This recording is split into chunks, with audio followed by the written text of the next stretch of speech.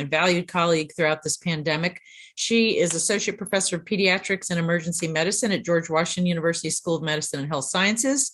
And here at Children's, she's the Chief of Emergency Medicine and the Medical Director for all emergency preparedness at our facility, where she provides strategic leadership for disaster preparedness response and community outreach efforts. She's a member of the National Biodefense Science Board, where she provides expert advice and guidance to the Assistant Secretary for Preparedness and Response on scientific, technical, and other matters related to public health emergency preparedness and response, and specific to the pediatric population, which is not the same issues that are purely related to emergency response in adults. She's also appointed executive committee member to the American Academy of Pediatrics Council on Children and Disasters.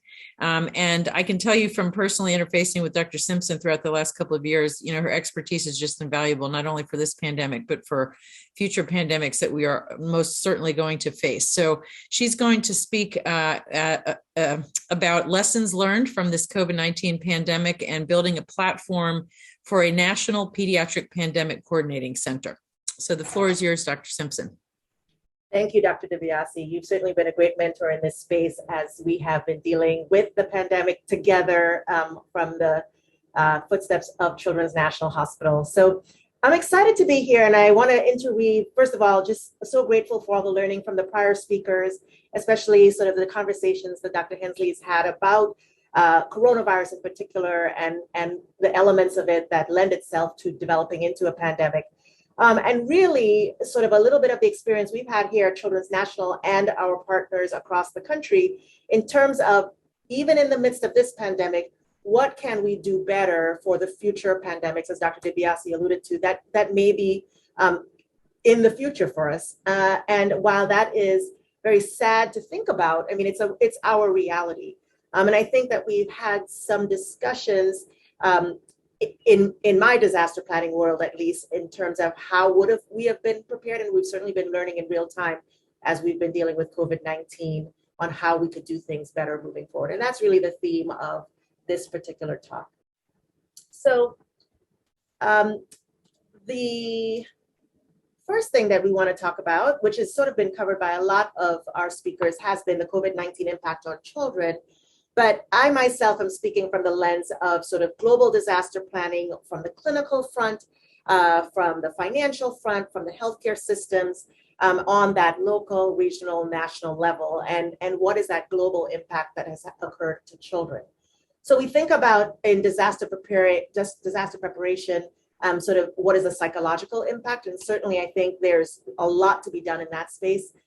We've heard a lot here about the clinical manifestations and physical manifestations of COVID-19, and we're going to be learning a lot about the future impact of this as kids develop. And then certainly last but not least is the educational vulnerabilities. So the social system impact of the pandemic for the schools that have been shut down, the childcare centers that have been shut down, and the ripple effect that has had on the health and wellness of children has certainly been quite impactful. The also well-known social determinants of health that we identified as particular risk factors for certain populations, even prior to the pandemic, has been exacerbated over the past 2 years in terms of the outcomes that we've had for children, where, from our clinical experience and the lens we've had, even at Children's National, for instance, being one of the first children's hospitals to erect a drive-through site in order to accommodate testing in the very early stages of the pandemic when it was not quite available. For me, in volunteering at that site as a clinician that we held for about 3 months, within the first month, sort of noting the proportion of children that were coming up positive, that were coming from particular zip codes, particular communities, and even particular sort of racial and ethnic groups as well. What were the factors that were causing those children to be more likely to be positive based on those environmental factors and social determinants of health that put them at risk? What could we have done better in our disaster planning in order to have mitigated those disparities that we saw occurring?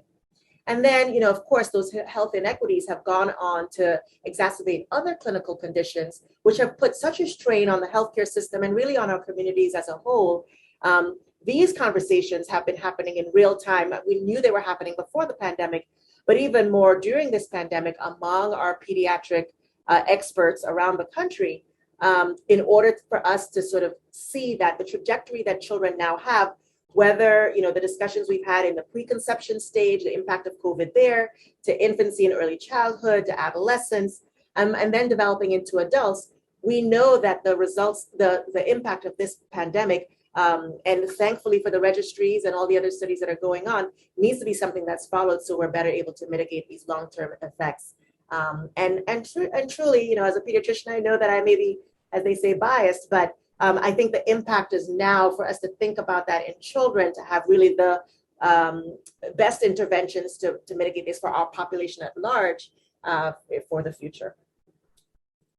So very proud to say that a couple collaborations happened in this front about almost 2.5 years ago, the very early stages of the pandemic, with the benefit of academic and clinical and other collaborative research relationships with these other children's hospitals. We continue to have pretty probing conversations about what could we do as pediatric experts around the country. And so with Children's Hospital of Chicago, Children's Mercy in Kansas City, Seattle Children's, and our southern hub of the University of Alabama, many of us from the executive level to emergency medicine, infectious disease, our researchers, and so forth, started to think very critically about what kind of infrastructure would be needed to not just continue to respond more effectively and efficiently for children during this pandemic, but what can we learn and put into place and be able to execute on an efficient response plan should another pandemic arise. And we really picked these centers largely because we have different demographics. We have rural settings, urban settings, West Coast, East Coast. Seattle Children's, for instance, being quite one of the what we call sort of first responders of the COVID-19 pandemic, as some of the first cases that impacted children was at Seattle Children's. And we learned a lot clinically from their experience in building our clinical pathways and protocols and PPE policies from their experience. And so we never know where the next one will hit. But if we're able to communicate within our centers, we felt that that would put us at an advantage, which is quite unique compared to what sort of adult healthcare systems experience that are a lot more regionalized across the country. Children's hospitals are quite often sometimes standalone children's hospitals that are not within larger systems. And that's one of the things that I think a lot of our disaster networks there don't realize as sometimes somewhat of a disadvantage. The ability to exchange those research ideas and those even lab data or biosurveillance data is quite limited when you're not part of larger systems, as adult systems tend to be. So this communication among our 5 centers was actually quite compelling and led to our development of this concept of the National Pediatric Pandemic Coordinating Centers. And the idea is that we would have a spoken hub model. We took advantage of the fact that Children's National has our research and innovation campus. We certainly have our Johnson & Johnson Innovation Labs, but we also have our partners within this region that are very close to this topic and have been doing innovations and advocating for children in their own regard, whether it be from research policy and so forth. And so the FDA, the NIH, BARDA, and many of you that are in the audience sort of work in your own space to advocate for children and disaster preparedness, and particularly for pandemic readiness and pandemic response. So our goal was to, how do we keep children healthy during the pandemic, but also to create a network of these pediatric health systems focused on being the leaders and advocates for the pandemic in many different regards. And that we were going to be able to communicate not just within health systems, but across school systems, government and policy systems, public health systems, around doing what was best for children. So our guiding principles were across these 5 pillars, sorry. The first was to execute on our expertise that we had within emergency preparedness. And certainly emergency preparedness training and response has been sort of executed within very many contexts, whether it be in biothreats or in mass casualties. And we've seen sort of the impact of managing a pandemic with those other threats still occurring on the healthcare system as sort of a unique perspective that I would say probably had not been considered prior to the pandemic occurring, especially that idea of having a long-standing, ongoing threat to our country and globally that requires thinking of all the phases of disaster, not just response and preparedness, but some of the other elements such as mitigation and recovery whenever we get to that stage. So emergency preparedness training and response is our primary pillar. And that's actually the pillar that we've housed at Children's National in particular, knowing that we still represent all of the others, but we divided the 5 institutions across the country in terms of taking the lead on these various pillars.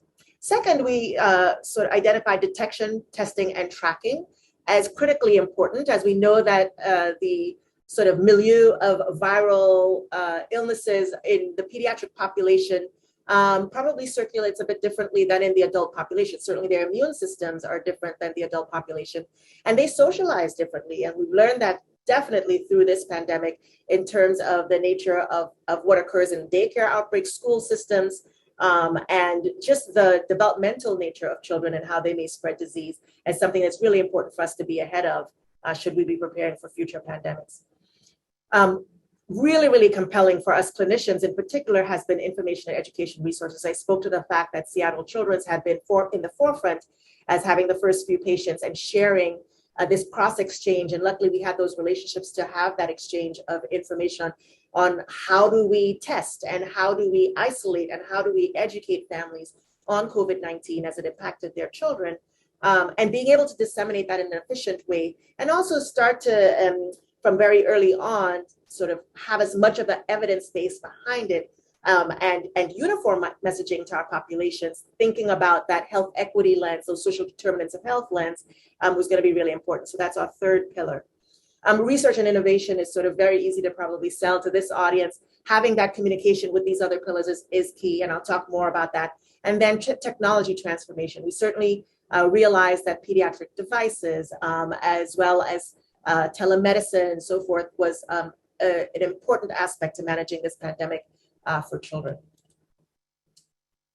So speaking more into these pillars, so emergency preparedness and training, one of the things that's really telling, as I mentioned, a lot of children's clinical providers tend to be within pediatric institutions that don't often have also an adult component. And so the ability to sort of regionally plan is somewhat limited at times by that. So having an infrastructure in place where regional coordination of not just response and staff, but also supplies was going to be important. So this pillar sort of takes the lead of that perspective. And also training teams in preparedness, mitigation, response, and doing so from a perspective that is multidisciplinary. As we think also about the healthcare staffing shortages that have been sort of very evident across the country, the ability to continue to scale that pipeline as well as skill sets around things, even as simple as being a PPE observer, which became very critical for our emergency departments and hospital systems. And knowing that did not have to be a nurse or a physician or someone with licensed clinical training, being able to be able to give that perspective of what is important in preparedness and response across multiple disciplines was very, very important. And then, like I mentioned, the partnership with schools and daycare is really critical because the majority, or at least about 30% of any child's time under 10 years of age is often not in the care of their parents, but in the care of another provider, such as a daycare or school system. And so partnership with them is critical. Our second pillar for detection, testing, and tracking. We learned a lot when the crisis of testing was seen very early on in the pandemic. And things as simple as a nasal swab versus saliva testing. And we even in our experience, trying to get a 3-year-old to collect saliva, which one may easily assume could be easier than trying to put a nasal swab up their nose. We learned very quickly that the mechanics of trying to do that for children really pose significant challenges. And so being able to understand the supply chain push that we needed in order to accommodate testing for children, and even things like the system that we use to develop our drive-through testing to be able to surge in being able to provide that for our pediatric population, to understand what was going on with them early on in the pandemic was really important. Even though the themes had been coming out at that time that this pandemic might not have been clinically impacting children as much. We're very happy that at Children's National, we did push our testing protocols fairly heavily in order to have that storyline to know what was happening with children and tracking and so forth. Our third pillar in information and education resources, one of the examples, actually, I'm going to skip to here, is the development of education modules that could be rolled out across all of the pediatric disciplines and also translated into our providers that may not have a pediatric base, such as emergency departments, where general ED providers were seeing kids with COVID. And so we rolled out very early in the pandemic among our 5 institutions these online e-learning just-in-time modules to roll out information, not just about the vaccine, but simulating conversations that providers and clinicians could have with families to discuss some of those difficult topics that were emerging at the time, such as the issues of vaccine hesitancy and how to communicate some of the misinformation or dispel the notions of sort of the fake news that had been occurring about what the vaccine would imply for families. So we had virtual simulation sessions embedded within these modules that we created and focus a lot on that theme that I talked about of trying to mitigate some of the sort of health equity issues and targeting particular communities and health system networks that were being quite challenged in serving their pediatric population. And so created modules around vaccine acceptance. That was, and if we all recall, there was so much evolving news that was very challenging for the clinical, sort of even at my level, at a physician leader, and certainly for our patients to be able to accept and understand as the evidence evolved about the vaccine. So this was one example of this pillar and around education that we hope to expand just in quick time learning for response to any future pandemics. And then research and innovation. We have been really focused on this because as we've seen time and time again, there's a lot of researchers out there that have, it's important to continue to innovate and create challenges and grants and opportunities for us to continue to ask the questions, the critical questions around what the elements of this virus, the elements of what also could we be at risk of for all the other viruses that are out there that might interact with COVID-19 or that might also continue to emerge, especially, for instance, as we deal with the different variants that we need to understand better in order to fuel the information for the other pillars. So this is a core component for us as well. And then technology is critical. One of the areas that we know is as I talked about, the workforce shortage issues, and certainly for someone that is running an emergency department, continuing to innovate in ways that we can protect our workforce, and whether it be the barriers that we've developed or the technology for PPE, this pillar became quite important in order for us to secure the ability for our workforce to stay on task and hopefully protect themselves from becoming ill as well. And then continuing to figure out how we could serve our community in this environment using the tools such as telemedicine and hopefully also being able to use predictive analytics. For instance, I would love in my emergency department if I were able to tell, and there are many aspects I can do, so if I'm able to tell that there's also a brewing outbreak of a GI illness in the midst of the pandemic, and what should we be doing? Or that there's another emerging infection that may have a similar symptom profile that I may not realize. And an AI tool within my EHR is so critically helpful for me to be able to detect and be able to educate our providers in how best to protect themselves and protect their patients. So while we have those 5 pillars, the beauty of the network is that we also are really into the focused on the efficiency of being able to exchange this information. And so we also have a centralized core function, most of which is managed at Children's National as the hub for the rest of the network. And that is around the roles of administration, education, data management and analytics, quality improvement, dissemination of our information and communication. And so summarizing the 5 pillars, more of this information can be found at our website that we started at nppcc.org. We are still growing and developing fairly significantly these different pillars, and certainly continuing to look for partners, whether in any of these core elements, technology, research, education, et cetera, to partner with us, continue to share ideas as we go through the experience of COVID-19, and hopefully be able to better mitigate and protect ourselves from any future pandemics. Thank you very much.